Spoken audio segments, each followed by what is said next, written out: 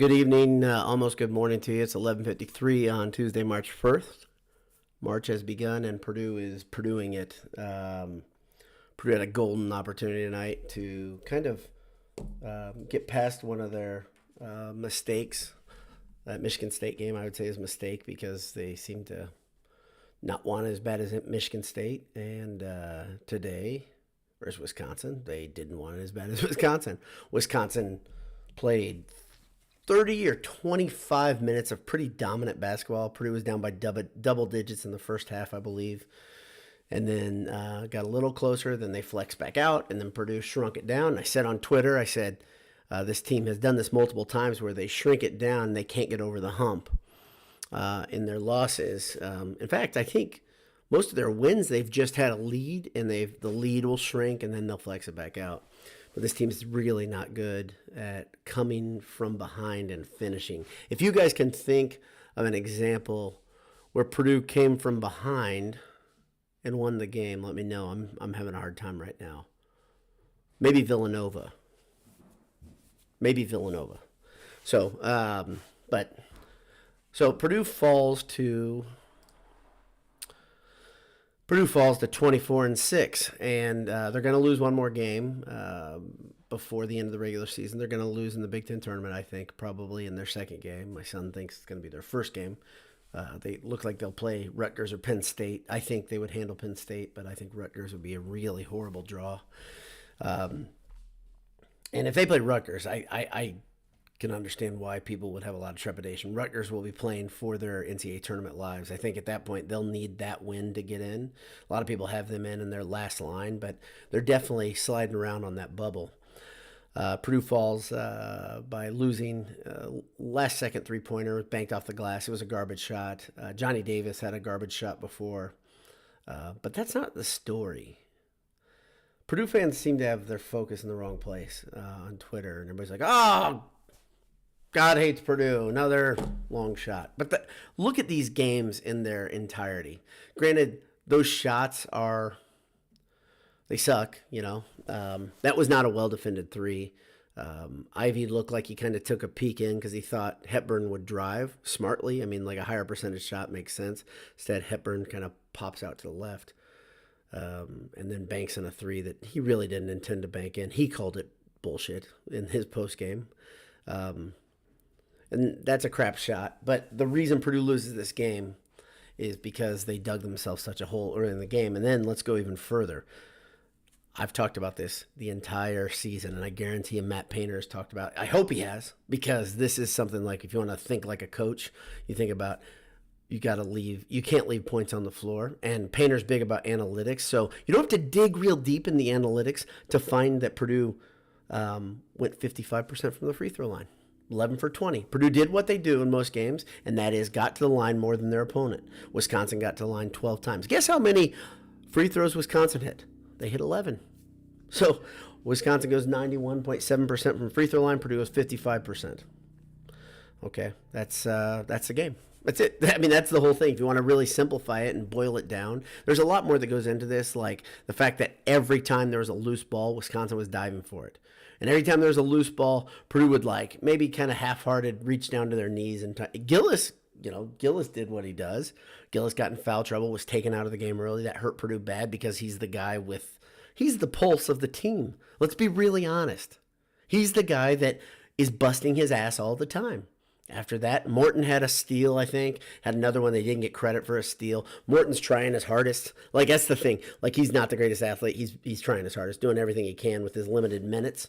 But, again, for the second straight game, Travion Williams had a big disappearing act. So you have your seniors doing what Purdue seniors have done over and over. Eric Hunter had a big three in the first half, but he also went 2 for 6 from the field, 1 for 2 from three. Finishes with 6 points, 5 rebounds, solid. Couple turnovers. Ivy got it together. His first half, again, was as bad as the entirety of the Michigan State game. He had 3 turnovers in the first half. Didn't have many points. Second half, he turns it on. 22 points, 5 assists, 5 rebounds. But those three turnovers hurt Purdue a lot in the first half. Edey played great in the second half, played tough. A couple plays down the stretch he could have made. I think he missed 2 layups, but I think I counted at least 8 or 9 layups that were missed by Purdue. Some of them were missed because of contact, but I'm not going to whine about officiating in this case. And I'm not going to whine about it at all because when you get to the free throw line as much as Purdue does and you do nothing with it, that's not the official's fault. And Purdue didn't seize the opportunity at hand. And that's a microcosm of what Purdue has done this season. Let's see. Purdue turned the ball over 10 times. Wisconsin turned over 6. Wisconsin's always sound with the ball. Purdue out-rebounded Wisconsin, which is a theme. They do out-rebound most teams they play. But the funny thing, so like 24-6. So let's say they finish 25, 26-7, okay? Purdue went from the point where it looked like they had this eye-popping record that was going to be incredible historically for the Purdue basketball program. And now you go and you look over the last 15 years, and this looks like a really good Purdue team, like a lot of really good Purdue teams. As recently as the Vincent Edwards and Isaac Haas team, there was a similar record there, right? So Purdue, what we thought they were in November, I keep saying this, we thought they were in the November, the bar was set pretty high. And what they've done the rest of the season, I don't want to say they rested on their laurels, but they sure as heck didn't get better and haven't gotten better. They get a chance to play IU at Mackey to finish the season on senior night. So they're going to celebrate Williams, Hunter, Stefanovic, and probably Ivy. He'll probably get his jersey in a frame too. And they should beat the living hell out of IU because IU is not as good of a team. Will they? I don't know. I don't know how motivated they be. Will they be grumpy in the first half? Will they care about the game? I hope so. You know, somebody asked me, good question. Handel Jones asked me a question. He said, are you upset with Painter? I'm not really upset with Painter. I'm upset with these guys because these are vets. You guys have been around the program a long time, except for Ivy. But you guys have been around the program a long time that don't seem to get the urgency of the situation. And last year, when they played North Texas and the game was slipping away, they didn't seem to get the urgency of that situation either. And they got knocked out in the first round of the tournament. This is the same personality trait. This team is damn good. They get beaten by the slimmest of margins. Right now, I'm looking at Wisconsin celebrating a Big Ten title. I don't care about Big Ten title. I had a chance to go to this game. A friend of mine said, you want to go? I thought about it. And then I was like, I don't want to see Wisconsin getting a trophy in Madison. I have no time for that. But hats off to Wisconsin and Greg Gard because every year I look at that team, and this year's no exception. Johnny Davis is great, but the rest of that team, I'm never impressed by the eyeball test. But look what they do. They do their thing. They do the little things, and then they win. And they're frustrating to watch. And like many people have said, like I said, like Juwan Howard punching, Krabbenhoft in the head.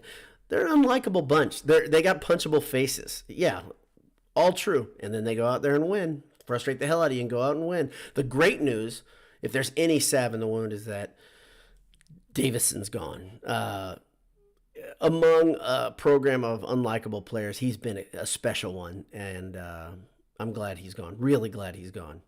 And he'll probably be my neighbor, just so I can have to deal with that forever.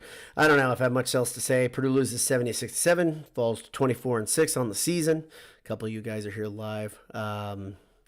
Yep. PS 96 PKT says Villanova is the game that came back, and that's what this team does. They're really good.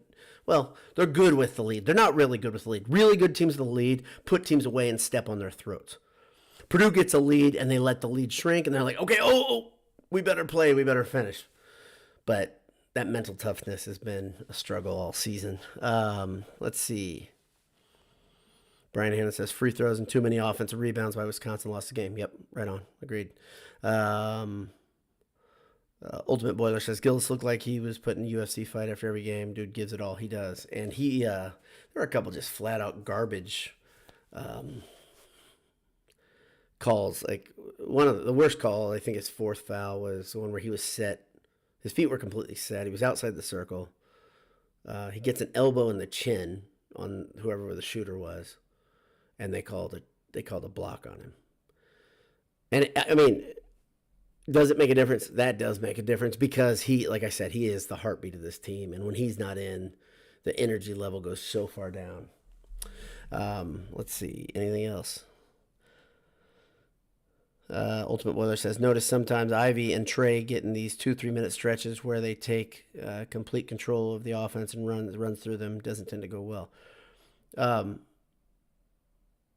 I would say there's a couple interesting things. Like Ivy and Trey giveth and taketh away, right? 2 games ago, we saw Trey putting on just an absolute display, like a clinic on how to play in the post. He was doing so many things well. But the last 2 games, he has been incredibly quiet for a guy who's getting very close to the end of his college career. Like, he looks like he's like, yeah, okay, it's been fun. I'm going to back out nice and quiet.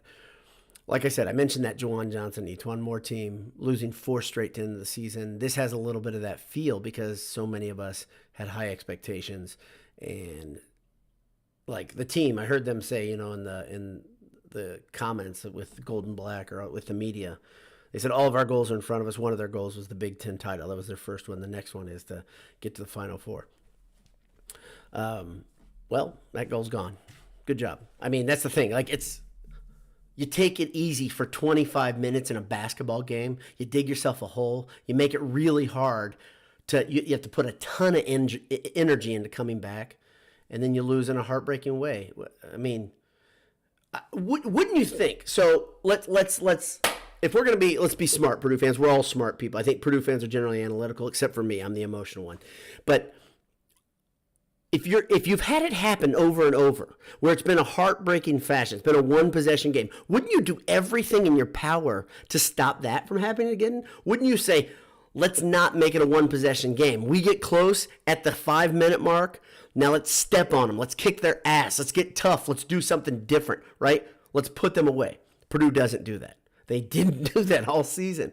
And we're still going to whine about circus shots losing games? Come on. Let's look at what leads up to it. I think we need to do that as a fan base. I don't know if the team's going to do it. They should do it. But, oh well. All right. Boilerman says, Purdue not showing up with fire looking to fight. They show up in business suits playing mechanical. The good and the bad of a team that is even keel, right, should be that, they're unflappable. But that's not really what this team is. They're even keel. It's almost like it doesn't matter the situation. They're going to handle it the same way. I mean, the first half of this game, statistically, go back and if you want to check the tweets, look at how badly the leaders of the team were playing offensively. Just look at that. And it's mind-blowing that none of them had it in them to really take it at Wisconsin and punch them in the mouth in the first half. They took it seriously in the second half like they always do, and they're so good at cutting down a lead, right? We can see it. It can be rapid. Just a matter of minutes. They can take a 12-point lead, 10-point lead, cut it down to nothing. The question is, can you get over the hump? In the NCAA tournament, I pray they can, but I feel like this team's identity is long past, it's solved, right? This is what they are. They are exactly what they've looked like in this second half of the season. Yeah, Paul Parker, great point. Katie always talked about having happy warriors. They fight, but they sure don't they sure don't seem very happy. I don't know. This team is so much different than a Katie team to me, because even the Glenn Robinson team that had the best player in the nation on it was like a bunch of dudes that scrapped and clawed and seemed to be under-talented. So they were doing everything they could to beat other teams, right? This Purdue team, like physically, if you look at our big men, are really skilled, really big, bigger than anybody's, right? Purdue's big men back then were undersized, weren't like, physical specimen, really. I mean, like I'm thinking about like guys like Ian Stanback and Cornelius McNary, right? They were strong, and Purdue had this grit to them, and they would fight, but they didn't have a ton of skill, right? This team has a ton of skill, has a ton of physical ability, right? The bench has gotten thinner. People said Isaiah Thompson didn't play much in this game, and he didn't. He got torched, I think, on one play down the stretch. But that's what Painter does every year. It's like he gets anxious and the bench gets shorter and shorter, and that's just the way he is. So if you want to put blame on him, he's just being what he is, like every year. That's the same thing. So interesting perspective, though, hearing people say that God hates Purdue and this is the punishment. Like I'm big about, like sarcastically saying that. And I think it was tongue-in-cheek, people saying that on Twitter. But this Purdue team hates this Purdue team. This Purdue team hates the idea of what I think. I heard a great quote the other day. I can't remember who said it. Most people don't like writing, but they like to have written. Meaning you love the article that you've written or the book that you've written, but the process is so hard. And I think that's this team. Purdue loves to win, but they don't like to do what it takes to win. And maybe they don't understand what it takes to win. They just think they're really, really good, so they can win and they should win most games. But they don't look at the stuff like Wisconsin. That team dots their I's and crosses their T's. They do difficult stuff, right? They're not the only ones in the Big Ten, but they do it over and over consistently over years and years and decades as a program. That's what defines that team, right? The details matter and their identity matters. This Purdue team this year, not every year, but this year really has this idea that, okay, yeah, we love winning and we're going to win a lot of games, but we're not going to do the hard things. How many times can you think of Purdue just out-gritting a team for 50-50 balls this season where they were diving and two guys are just hitting each other going after the ball? Or Purdue just wanted it and so they were, you're getting floor burns all the time. Not a whole bunch. It's Gillis. I mean, and that's a problem for me. Because even when you're good, you got to want it, right? The best players in the world at everything, no matter what it is, generally they're talented and they want it more than the next guy. They're willing to compete more than the next guy. So, let's see. Banner just said Purdue did not beat Purdue tonight. Okay, I disagree. All right, Matt, maybe you'll go back and watch the tape and maybe you'll look at the first 25 minutes of the game. So, we can disagree on this. Purdue, I mean, they didn't turn the ball over 100 times. I know that's what that's his biggest thing that he talks about, right? Is 7 to 10 turnovers is about all he wants, and Purdue turned the ball over 10 times. So, yep, all solved. But in that first half, it was horrible, and they took a lot of dumb shots. And Painter, the guy who trained me to look for this, a bad three, a long three, goes the other way quickly, and it's a fast break for the other team. And Wisconsin was getting cheap buckets that way because Purdue was taking a lot of threes and missing a lot of threes. Sash was the only guy who was hitting threes in the first half. Eric had one. But, yeah, okay, we can disagree. It's a 40-minute game. So Purdue finished stronger than they started. That's nice. But it's a 40-minute game. Got to play for 40 minutes. Wisconsin knew that. So, and going into a hostile environment, you can't really spot a team. I don't understand the idea where you're like, okay, we're going to let the game come to us. We're just going to ease in. No, come in with some intensity. Yeah. All right. Well, yeah, I love Edey too. His attitude. He looks tough. He looks mad. He looks like he hates to lose. I think he'll be back next year. Gillis and he, both of them. And I think the kid Braden Smith, who beat up on Fishers tonight, I believe.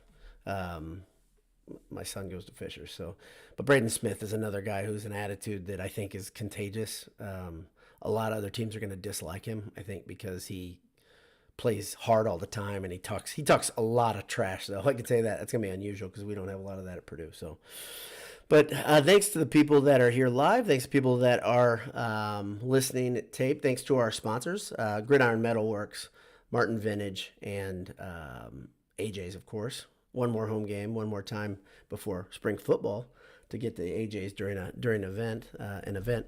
Spring football is underway, 2 practices under their belt, and that's fun in itself. A lot of guys are injured though right now, like spring ball always is. You're kind of like trying to figure it out without the best players there. But one thing that's really cool, Aiden O'Connell looks super lean. Looks like he's been working out like crazy, which is awesome. So if you check that out on Golden Black or wherever your favorite place is to look for spring ball updates, Aiden O'Connell looks like a beast. And I don't know if he still has the little goofy mustache, but he looks like he's preparing for next season. So that's about it. God bless you. We'll talk to you soon. Have a great day. Hammer down, and happy March 2nd to you. It's now 12/12. We'll see you.